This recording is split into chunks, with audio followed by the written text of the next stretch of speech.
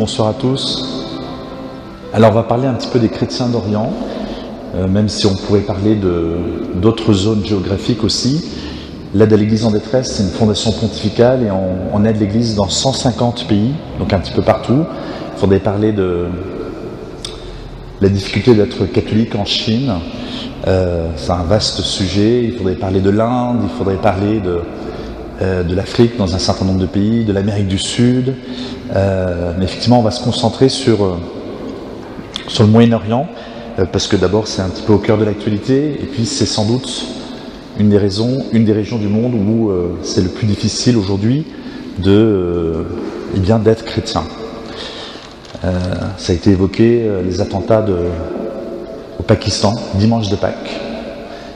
Les chrétiens sont contents d'aller à la messe. En fait, il y avait des attentats depuis plusieurs années contre les églises.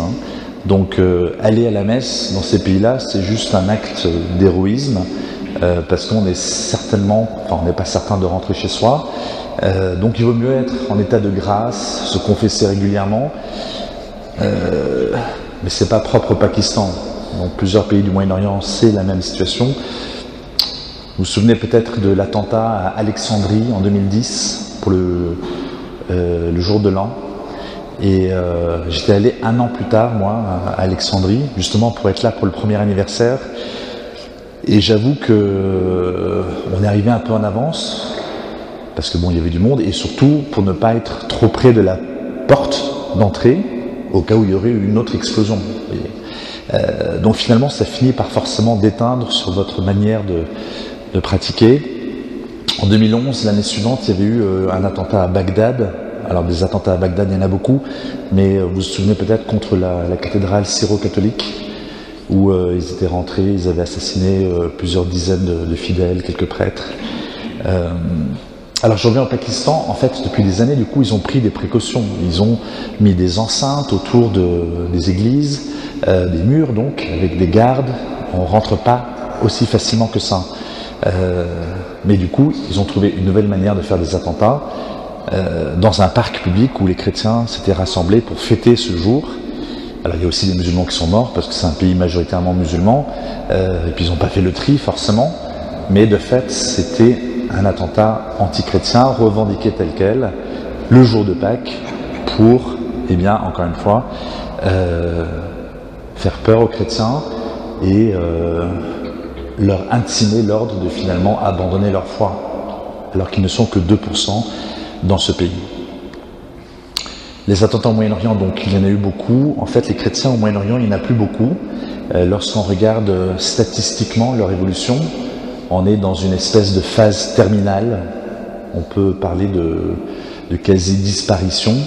En Turquie, il en reste moins de 0,1%, alors qu'il y a encore un siècle, c'était 25% de la population. Et si on prend tous les pays du Moyen-Orient, la chute est vertigineuse, y compris en Terre Sainte. Le seul réservoir, si on peut dire, où il y a encore une proportion significative de chrétiens, en dehors du Liban, qui est un cas à part, c'est l'Égypte, où il y aurait encore à peu près 15% de chrétiens, même si ce n'est pas facile pour eux aussi dans ce pays. J'ai été plusieurs fois en Égypte et lorsqu'on parle aux chrétiens là-bas, en fait, on sent qu'ils sont toujours dans une espèce de tension parce que il y a une pression sur eux qui les pousse à la conversion. Aujourd'hui, il y a 80-85% de la population égyptienne qui est musulmane, mais 99% de ces musulmans ont des ancêtres chrétiens qui, au fil des siècles, ont fini par se convertir à travers le phénomène conjugué d'une part des pogroms, c'est-à-dire des attentats massifs contre les communautés chrétiennes. Alors c'était plutôt ponctuel, c'était pas tout le temps, il y avait des phases où ça se passait mieux, mais de fait ça a eu un impact. Mais surtout le phénomène le plus prégnant, c'est la dignitude, c'est-à-dire cette citoyenneté de second degré, de seconde classe, qui fait que si vous êtes chrétien dans un pays majoritairement musulman, eh bien, vous n'avez pas accès à une citoyenneté pleine, vous n'avez pas accès à un certain nombre de métiers, vous ne serez jamais officier si vous êtes militaire, vous devez payer des taxes supplémentaires beaucoup plus importantes, et donc à force, eh bien, c'est pesant, et génération après génération, petit à petit, les gens ont fini par se convertir. Et en fait, ça continue. Le Moyen-Orient est revenu à l'ordre du jour il y a 1 an et demi, l'été 2014, avec l'apparition de l'État islamique. L'État islamique qui a pris Mossoul, la grande ville du nord de l'Irak, en juin 2014. C'est l'ancienne Ninive. Vous vous souvenez déjà dans l'Ancien Testament, les habitants de Ninive fatiguaient le cœur de Dieu, à tel point que Dieu suscite un prophète, Jonas, qui n'a pas du tout envie d'y aller, parce qu'il connaît la mentalité de ces gens, et donc il part très loin, il se fait avaler par une baleine. Moi j'ai été tout près de Mossoul, c'est le désert, je peux vous garantir qu'il n'y a pas de baleine là-bas. C'est-à-dire qu'il est parti très loin. Et au bout de 3 jours, il s'en sort, il comprend qu'il vaut mieux obéir à Dieu. Il aurait mieux fait de le comprendre au départ. Il finit par y aller. C'est une très grande ville, on parle de 120 000 habitants, il faut 3 jours pour la traverser. Et dès le premier jour, les gens se repentent. Même le roi se couvre de cendres, comme on a fait au début du carême. Même les animaux se repentent. Je ne sais pas très bien à quoi ça ressemble, un animal qui se repent. Mais en tout cas, sa prédication est extraordinaire. Il nous faudrait un nouveau Jonas. Mossoul, c'est la capitale de l'État islamique. 2 mois plus tard, en août 2014, ils prennent la plaine de Ninive, c'est-à-dire la région qui entoure Mossoul. C'est là que les chrétiens en Irak sont rassemblés. La plupart, il y en a encore à Bagdad, mais plus beaucoup. Et ils leur donnent le choix entre 3 options.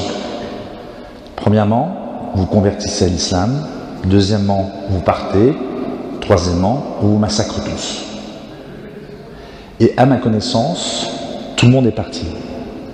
Alors que, humainement parlant, on aurait pu imaginer qu'ils avaient plutôt intérêt à se convertir. En se disant, bon, je suis chrétien, j'aime le Christ, mais ça fait trop longtemps que nous souffrons, et là c'est trop, le vase déborde. Ils auraient pu garder leur maison, leur voiture, leur travail, ils auraient certainement reçu une grosse récompense financière. En échange de quoi? Eh bien, s'ils restaient chrétiens, il fallait qu'ils partent. Sinon, ils seraient morts. J'étais déjà là en Irak, j'avais rencontré un fermier irakien qui avait été pris en otage pendant 10 jours. Il venait d'être libéré quand on l'a vu, donc il était encore un peu ému. Il avait dû payer 60 000 $ pour sa libération. Donc pour nous, c'est déjà une somme coquette, mais pour un fermier irakien, c'est énorme. C'est le travail de toute une vie qui est parti en fumée. Là encore, il avait eu la possibilité de ne rien payer, il suffisait que lui et toute sa famille se convertissent à l'islam. Chose qu'il n'avait pas faite. Donc il était ruiné, toujours dans une situation d'insécurité, mais il avait préféré rester fidèle au Christ. C'est ce que les 125 000 chrétiens du nord de l'Irak ont fait il y a 1 an et demi, lorsqu'ils ont accepté de tout perdre pour rester chrétiens. Ils ne sont pas allés très loin, ils sont allés se réfugier au Kurdistan. C'est à peu près à 40 ou 60 km de leurs villes et villages d'origine. Ils sont allés à pied. Et là-bas, on les a accueillis rapidement, on les a mis sous des tentes en plastique, on leur a donné un peu à manger. Ensuite, c'est l'Église qui a dû en prendre soin. Mais l'Église sur place, elle n'a pas de moyens. Et c'est là que des associations comme la nôtre, l'aide à l'Église en détresse, ou l'œuvre d'Orient, Fraternité en Irak, ont contribué à les sauver, tout simplement. Nous, on a débloqué 4 millions d'euros tout de suite pour 3 choses. D'abord, leur donner à manger. Donc, ils ont des colis alimentaires tous les mois et ça continue. On a construit des logements pour eux, donc des villages entiers en préfabriqué et enfin des écoles pour leurs enfants. Il y a une très très belle vidéo qui circule en ce moment sur Internet, enfin déjà depuis un peu plus d'1 an, c'est la petite Mariam. C'est une fille qui est interrogée dans un camp de réfugiés. Elle est chrétienne comme ça, et elle pardonne, elle n'en veut pas à l'État islamique. Alors elle ne comprend pas très bien pourquoi ils l'ont chassée, mais elle aimerait bien rentrer chez elle et tout. Et en fait, cette fille, on l'a retrouvée, elle est dans une de nos écoles. Et donc il y a une nouvelle vidéo maintenant qu'on a postée il n'y a pas très longtemps, où on la voit, elle est toute contente dans l'école. Alors toute contente, elle regrette encore sa maison, son village, etc. Puis pour le moment, ils ne peuvent pas rentrer. Mais de fait, c'est assez beau de voir comment notre aide a pu aider ces gens-là. L'État islamique, un petit mot, parce que c'est eux qui ont chassé les chrétiens de l'Irak et qui font qu'aujourd'hui ils n'ont pas beaucoup d'espoir pour le moment de pouvoir rentrer chez eux. D'où vient ce groupe? En fait, au départ, ce sont des combattants irakiens qui se battent pendant l'occupation américaine. Ils apparaissent vers 2006. Même si les Américains n'arriveront jamais à contrôler totalement le territoire, la pression sera suffisamment forte pour les tenir en respect et qu'on n'en entende pas beaucoup parler. C'est ensuite, au moment du début de la guerre en Syrie, 2011, ça fait 5 ans, que très rapidement le régime syrien va perdre le contrôle du nord-est du pays, à la frontière turque et irakienne, et c'est là que vont se réunir tous les rebelles, et surtout des mercenaires qui viennent de 90 pays différents. Des Tchétchènes, des Algériens, des Soudanais, des Français, des Australiens, tout ce que vous voulez. Et ces gens-là vont recevoir des armes et de l'argent de pays étrangers. Donc c'est pas une guerre civile, hein. Des mercenaires étrangers armés et financés par l'étranger. C'est une espèce de matrice djihadiste où les groupes de djihadistes vont s'armer, se former, s'aguerrir, devenir puissants. Parmi eux, 2 groupes surtout, le Front al-Nosra, la branche locale d'Al-Qaïda, et le fameux État islamique, qui prend comme capitale en Syrie Raqqa, au nord-est du pays, et qui en juin 2014 est suffisamment puissant pour simplement traverser la frontière et prendre Mossoul. Ce qui fait qu'aujourd'hui, ils occupent 1/3 de l'Irak et la moitié de la Syrie. C'est énorme comme territoire. Ils sont extrêmement riches, ils vendent du pétrole via la Turquie, et tout se passe bien pour eux. On l'a dit, ceux qui sont responsables de l'exode des chrétiens en Irak, c'est également eux, entre autres, qui sont responsables de la guerre en Syrie, qui dure depuis 5 ans. On est à 270 000 morts, 8 millions de déplacés à l'intérieur du pays, 4 millions de réfugiés dans les pays limitrophes. Pour vous donner un ordre d'idée, la population syrienne, c'est 22 millions d'habitants, donc le tiers de la France. C'est comme si depuis 5 ans, on avait eu 800 000 morts en France, 8 plus 4, 12, c'est-à-dire 36 millions de Français qui avaient perdu leur logement, et la guerre continue. Une situation apocalyptique. Alors ce qui est intéressant dans ce que je viens de dire, c'est que ces groupes rebelles, d'où est sorti l'État islamique, ont reçu des armes et des financements de l'étranger. De qui? C'est intéressant à comprendre. Eh bien, à la fois de puissances locales, l'Arabie Saoudite, le Qatar, la Turquie, mais aussi de l'Occident, des États-Unis, de la France et la Grande-Bretagne. Nous leur avons livré des armes aux groupes rebelles. Alors on a toujours pris la précaution de dire qu'on ne livrait des armes aux rebelles modérés. Sauf que ça n'existe pas. Ces groupes, ils ont été très rapidement débordés et contrôlés par des groupes plus extrémistes, ce qui fait que les armes que nous livrions étaient au bout de quelques jours volées ou vendues même aux groupes plus extrémistes. En fait, tout le monde était d'accord pour financer cette rébellion avec l'objectif de se débarrasser du régime syrien. Alors après, il faut comprendre pourquoi. Pourquoi est-ce que c'est important de comprendre ça? Parce que c'est ce qui explique, encore une fois, la destruction de la Syrie, l'exode des chrétiens de ce pays. Plus de 50% des chrétiens en Syrie ont quitté le pays depuis 5 ans. Si ça continue comme ça, il n'y en aura plus. C'est le même scénario qu'en Irak. En Irak, il y avait encore 1,5 million de chrétiens en 2003, au moment du début de l'occupation américaine. Aujourd'hui, il en reste entre 150 et 200 000. C'est-à-dire que plus des 3/4 de la communauté chrétienne a disparu en une décennie. Si ça continue comme ça, il n'y en aura plus. À la fin, on finit par se demander s'il n'y a pas un projet de se débarrasser totalement des chrétiens au Moyen-Orient. Pourquoi les puissances locales et occidentales ont soutenu ce projet? En quelques mots, l'Arabie Saoudite, parce qu'elle est en guerre contre l'Iran. D'abord, il y a une guerre entre musulmans, entre sunnites et chiites. Les sunnites, le champion des sunnites, c'est l'Arabie Saoudite, le champion des chiites, c'est l'Iran. Mais plus qu'une dispute doctrinale, c'est en fait une lutte pour l'hégémonie au Moyen-Orient. Qui va être le patron du Moyen-Orient? Et aujourd'hui, la péninsule arabique, essentiellement sunnite, elle, a l'impression d'être encerclée par des chiites. Et c'est pas totalement faux. Il y en a au sud, au Yémen. Tous les jours, les Saoudiens bombardent le Yémen. Il y a des morts. Des femmes, des enfants, sur le marché. Est-ce qu'on en parle? Ben non, parce que ce sont nos amis. Et au nord, le front au nord est beaucoup plus important. Il y a un axe irano-chiite qui part de l'Iran, qui traverse l'Irak, qui est majoritairement chiite. alors qu'avant c'était un pays dominé par les sunnites. Saddam Hussein était sunnite, les Américains l'ont fait pendre, ont exigé qu'il y ait la démocratie, ce qui fait que les plus nombreux ont pris le pouvoir, c'est-à-dire les chiites, c'est-à-dire l'Iran. Donc aujourd'hui c'est l'Iran qui dirige Bagdad, forcément les sunnites ne sont pas contents. Hein. Ce qui fait que dans l'encadrement de l'État islamique, vous retrouvez beaucoup d'ex-officiers de l'armée irakienne qui veulent prendre leur revanche. Continuons vers l'ouest. La Syrie, pays majoritairement sunnite. Mais ceux qui sont au pouvoir, Bachar el-Assad, il est alawite, c'est une secte chiite. Il faudrait développer, mais on n'a pas le temps. En tout cas, il est soutenu par l'Iran. Et on arrive au Liban, encore un tiers de chrétiens, un tiers de sunnites, soutenus par l'Arabie Saoudite, un tiers de chiites, le Hezbollah, soutenu par l'Iran. On voit bien qu'il y a un axe. Les Saoudiens et les Qataris vont faire comme à la télé, ils vont trouver le maillon faible. Le maillon faible, c'est la Syrie, parce que c'est un pays majoritairement sunnite. Leur projet, il est simple, on se débarrasse de Bachar, et on met des sunnites à la place à Damas. C'est logique, je ne dis pas que c'est bien, hein, mais c'est une des raisons principales de la guerre en Syrie. Donc ils vont financer la rébellion avec cet objectif. Le Qatar, c'est du gaz. Pour le moment, ils sont obligés d'exporter par des bateaux.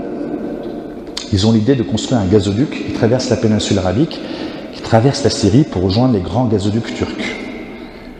Jusque-là, tout va bien. Sauf que Bachar va dire non pour ne pas déplaire à ses amis russes. Nous, on est très dépendants du gaz russe. On serait devenu moins dépendants des Russes si ce gazoduc avait été construit.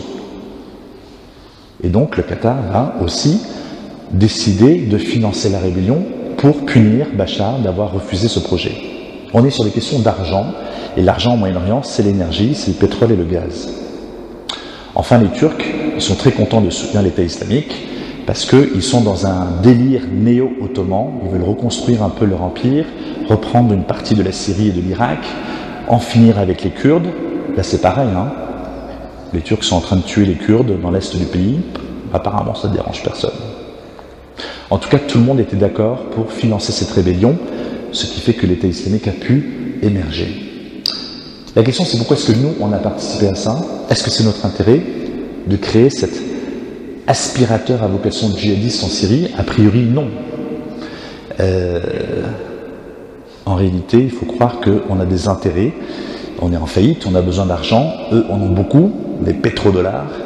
On a besoin de leur vendre des armes. La France est le 3e exportateur mondial. L'Arabie Saoudite, le 1er importateur. Ça crée des liens.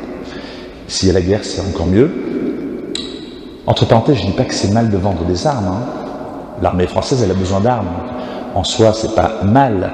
La question, c'est jusqu'où on va pour décrocher ce genre de contrat, jusqu'où on va dans la soumission à ces pays pour être leurs amis. On a besoin qu'ils rachètent notre dette, on a besoin qu'ils investissent chez nous, ce que fait le Qatar notamment. Et donc, en fait, on a suivi leur stratégie, alors qu'on voit bien qu'à long terme, et même à court terme, c'est pas dans notre intérêt de créer ce foyer de violence à nos portes. Les migrants, ils sont venus à pied, hein. Ça veut dire que c'est pas très loin d'ici. Mais on a tous été d'accord pour ce projet. Qu'est-ce qui a changé l'été dernier et qui fait qu'on a quand même des raisons d'espérer?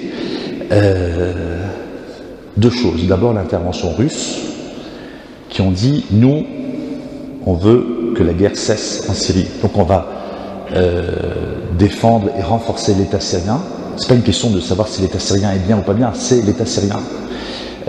Et on va attaquer tous les rebelles, y compris les pseudo-modérés. Parce que du coup, on les a critiqués. Vu qu'ils contrariaient notre projet, depuis 5 ans, on les a critiqués et accusés de n'attaquer que les rebelles modérés. Ce à quoi ils ont répondu, ne vous en faites pas, sur les rebelles modérés, on n'envoie que des bombes modérées. En tout cas, ça a totalement changé le cours de l'histoire dans ce conflit. Il y a eu une redistribution des cartes et on voit bien le résultat aujourd'hui. L'armée syrienne a repris les devants et a libéré Palmyre, le jour de Pâques. C'est une bonne nouvelle, ça. Encore une fois, c'est pas une question d'être pro ou anti l'État syrien. C'est une question de plus on repoussera l'État islamique, plus cette guerre prendra fin rapidement et plus ce sera bien pour toute la population syrienne. Pas que pour les chrétiens. La majorité de la population syrienne, elle est musulmane. Et elle souffre. Les 270 000 morts, la plupart sont des musulmans. Mais de fait, si la guerre prend fin, les chrétiens qui sont encore en Syrie pourront survivre. Et ceux qui sont réfugiés pas très loin, la plupart sont au Liban, pourront rentrer chez eux. Le problème pour les chrétiens, c'est que c'est une question de vie ou de mort, enfin, c'est-à-dire de disparition. C'est pour ça que leur sort est encore plus dramatique. Parce que si cette guerre continue, que ce soit en Syrie ou en Irak, ils vont simplement disparaître. Or, ce sont les communautés les plus anciennes de ce pays. Avec les Yézidis, en tout cas, ils étaient là avant l'arrivée de l'islam. Et si ces communautés disparaissent, c'est tout un pan de l'histoire et de la culture de ces pays qui disparaissent. Sans compter que, notamment en Syrie, il y a encore des communautés qui parlent araméen, la langue parlée par le Christ. L'ancêtre, l'araméen, de l'hébreu et de l'arabe. Si tout ça disparaît, ce sont nos racines qui disparaissent également. J'étais par exemple à Maaloula, fin août. C'est un village en Syrie où ils parlent encore cette langue. Et c'est un village qui a été occupé par les rebelles djihadistes pendant presque un an. Il y a eu des martyrs là. On a été dans la maison se recueillir où il y a eu 3 jeunes hommes qui ont été abattus à bout portant parce qu'ils refusaient de se convertir à l'islam. En fait, il n'y en a pas eu tant que ça dans ce conflit ces derniers 18 mois. La plupart sont juste partis. Notamment en Irak, c'est ce que je racontais au début. Mais il y a aussi eu des personnes qui sont des véritables martyrs parce que sommés de renier le Christ, ils ne l'ont pas fait. Et donc on était là, il y avait encore leur papa, leur sœur, donc c'est assez émouvant évidemment, de se recueillir à l'endroit même où ils ont été assassinés. Ce qui a changé donc, c'est l'intervention des Russes, mais aussi le fait que l'État islamique soit devenu tellement puissant qu'aujourd'hui il fait peur, y compris à ses anciens parrains, aux Saoudiens, aux Américains, etc. Et donc maintenant il y a une espèce de, semblerait, accord entre Américains et Russes pour mettre un terme à l'État islamique. Donc de fait, ils sont en train de perdre du terrain, et en Syrie, et en Irak, espérons que ça va continuer. Sans quoi, encore une fois, la population locale va continuer de souffrir, et les chrétiens vont simplement et purement disparaître. 3 petites raisons d'espérer, peut-être pour terminer. Tout d'abord, outre ce que je viens de dire, c'est-à-dire que si vraiment le conflit continue à aller dans ce sens où on reprend le contrôle de ces territoires, c'est quand même une bonne chose. Première chose, la conversion des musulmans. Il y a de plus en plus de conversions parmi les musulmans dans cette région du monde. Alors pas uniquement dans cette région du monde, mais aussi dans cette région du monde, aussi surprenant que cela puisse paraître. Parce que normalement, on n'a pas le droit de quitter l'islam. Théoriquement, l'apostasie est punie de mort. Et c'est pas uniquement que théorique. Souvent. Et de fait, malgré ça, il y en a de plus en plus. Alors c'est difficile à comptabiliser, puis à la limite on s'en fiche, les chiffres. On m'a parlé de 400 000 convertis en Iran, alors que c'est pas du tout une bonne idée de devenir chrétien en Iran, non plus. Et partout au Moyen-Orient, on assiste à ce genre de conversion. Comment ça se passe? En général, par... d'abord, la conversion, c'est une grâce de Dieu, donc c'est Dieu qui est à l'origine. Mais souvent, il emploie 2 canaux là-bas. Tout d'abord, les médias. Vous avez Internet, vous avez des radios, des télévisions, en turc, en arabe, en farsi, tout ce que vous voulez. Je connais une télévision, par exemple, à Beyrouth, une télévision catholique, qui reçoit tous les jours des témoignages d'Arabie Saoudite, notamment de femmes, qui disent qu'elles ont vu une émission sur les Christ, qu'elles sont fascinées, qu'elles ont découvert quelque chose qu'elles ignoraient totalement, et elles veulent en connaître davantage, et c'est un début de cheminement. L'autre canal plus surprenant, ce sont les songes. Alors quand on dit ça en France, on est un peu rationaliste, c'est surprenant, mais sans doute que là-bas, ils ont conservé une sensibilité spirituelle plus importante que nous. Et de fait, le nombre de personnes même que je connais, qui ont eu une expérience spirituelle extrêmement forte, sans aucune médiation humaine, et qui ont découvert le Christ, qui sont devenus chrétiens, c'est véritablement impressionnant. Je connais une Iranienne, par exemple, grande famille de Téhéran, ingénieure informatique, tout allait bien pour elle. Un jour, elle est dans sa chambre, comme ça, elle n'est même pas en train de dormir, elle a une espèce d'expérience béatifique, elle se voit dans la position de la croix, elle connaît rien au christianisme, D'un seul coup, elle fait des recherches, elle croit, ça lui dit quelque chose. Elle finit par contacter une paroisse, petit à petit, elle est baptisée. Ses parents le découvrent, la frappent très violemment. Aujourd'hui, elle est réfugiée en France, elle doit aller chez le kiné toutes les semaines jusqu'à la fin de sa vie. Et donc, en fait, elle a quand même tout perdu pour s'être convertie au Christ. Elle n'a plus de famille, elle n'a plus de pays, elle n'a plus de travail. Avant, elle partait en vacances en Malaisie, c'est un pays musulman, c'est facile pour les Iraniens d'y aller. Aujourd'hui, elle ne part plus en vacances. Qu'est-ce qu'elle a gagné à se convertir au Christ? Rien, hormis la foi chrétienne, qui pour elle est un trésor et pour lequel elle a accepté de tout perdre. Et ces témoignages-là, il y en a plein, et c'est quand même une source d'espérance. Le Seigneur est en train de préparer une foule de témoins dans ces pays-là qui, lorsqu'ils feront leur coming out, on sera surpris par leur nombre et par la qualité de leur foi. Nous, on sera tièdes comparés. Enfin, moi en tout cas, pas vous qui faites partie d'un groupe extrêmement connu. Autre raison d'espérer, le réveil de l'Occident un petit peu. Depuis 1 an et demi, il y a eu une vraie mobilisation pour les chrétiens d'Orient, mobilisation financière. Nous, on a pu massivement aider parce qu'on a reçu beaucoup de dons. Mais aussi une mobilisation spirituelle. Il y a eu des initiatives spirituelles, des groupes de prière qui ont prié pour la paix dans ces pays et surtout pour nos frères chrétiens qui souffrent. Et donc ça c'est beau, parce que, et ça c'est vraiment une intuition du fondateur, du père Werenfried, l'AED, on vient au secours des chrétiens persécutés bien sûr, mais à la limite les personnes qu'on aide le plus, c'est nous-mêmes, les chrétiens en Occident, qui sommes plongés dans un coma spirituel, et le témoignage de fidélité au Christ des chrétiens persécutés, c'est le meilleur antidote contre ce coma spirituel. De voir que les chrétiens sont prêts à vivre tout cela, à supporter tout cela et malgré tout à demeurer chrétiens, c'est quand même un puissant antidote, un réveil pour notre propre foi. Et enfin, la dernière chose pour laquelle on peut se réjouir, c'est quand même, encore une fois, justement, cette fidélité des chrétiens. Encore une fois, humainement parlant, ils auraient pu abandonner le Christ. Ils auraient même eu certainement intérêt, humainement parlant. Et encore aujourd'hui, qu'est-ce qui les empêche de se convertir? Or, ils ne le font pas. Et ça, c'est pour nous la meilleure raison d'espérer, cette fidélité au Christ. Qu'est-ce qu'ils nous demandent? Bien sûr de les soutenir, parce qu'ils ont tout perdu. Mais ils demandent avant tout de prier pour eux. Je crois que vous êtes réunis ce soir, nous sommes réunis ce soir pour ça.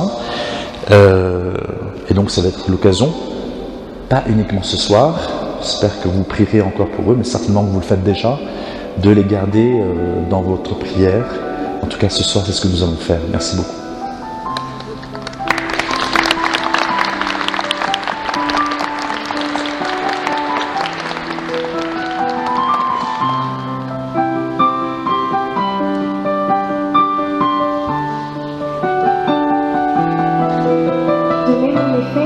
Que le corps est un, tout en ayant plusieurs membres, et que tous les membres du corps ne forment qu'un seul corps, ainsi en est-il du Christ. Les membres du corps, qui sont tenus pour plus faibles, sont nécessaires. Or, vous êtes, vous, le corps du Christ, et membres chacun pour sa part. Un membre souffre-t-il? Tous les membres souffrent avec lui. Un membre est-il à l'honneur? Tous les membres se réjouissent avec lui. Seigneur Jésus, lorsque nous prions pour nos frères chrétiens, nous prions pour les membres de notre propre corps. Nous te rendons grâce pour le don qu'ils font de leur vie, pour l'amour qu'ils ont pour toi, pour le courage dont ils font preuve. Nous te rendons grâce parce que cela vivifie tout le corps. Merci pour la fécondité de leur souffrance, même si cette fécondité est cachée à leurs propres yeux. Merci pour la sainteté qu'ils diffusent dans tout le corps, à leur offrande, à leur souffrance, à leur sacrifice. Nous te prions pour eux, nous te remercions pour eux.